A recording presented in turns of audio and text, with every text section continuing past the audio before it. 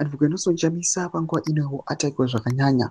Tikuona kuti after in audio yalika inoonekwa kunzi yaadvocate NACHAMISA vataura nemaagents aiwa in the first family.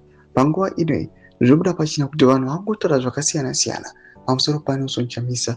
And right now ndine nyaya yandauya nayo ndakabata inokonekwa kunzi zvikunzi advocate NACHAMISA zvepolitics akasiya kare. Yes, we might see him making my posts and the likes, but panguva ino vanhu vari kuuya vachipa guarantee yekuti politics akasiya kare.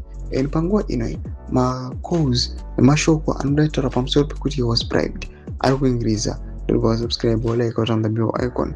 The people's champion panguva ino inachitogwa panyendo achipomusaro achibuda nyora achiti anaposta NACHAMISA muri kuona obuda nyora achiti he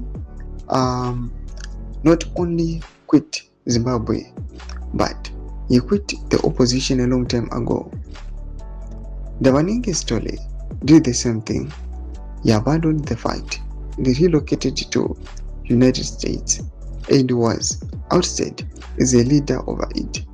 Chamisa is back in the United States and only returned briefly to get his wife and kid.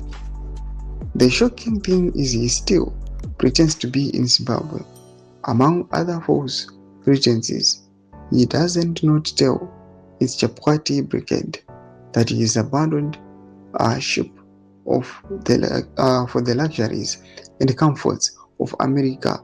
Chakanwirwa chino ichi ndomashoko anoitwa panapa namusarurwa achiti aiwa panguva inoi vakomana vanenge vari kudya, and panguva inoi seems like they're pretending as if they're in Zimbabwe, yet ivo zvavo vari ku enjoy their lives out of the country. Madevelopments ari kuda panguva inoi ari kuachitaurwa nevanhu padande mutande kunyange zvavo mamwe asiri verified, but panguva inoi vanhu vari kuchiva chitoti even his family is not here in Zimbabwe. Imbotisa mafungiro enyu moti kudai pamusoro pechitiko ichi. Da comment section medu, musanga subscribe or like, cheta on the bell icon.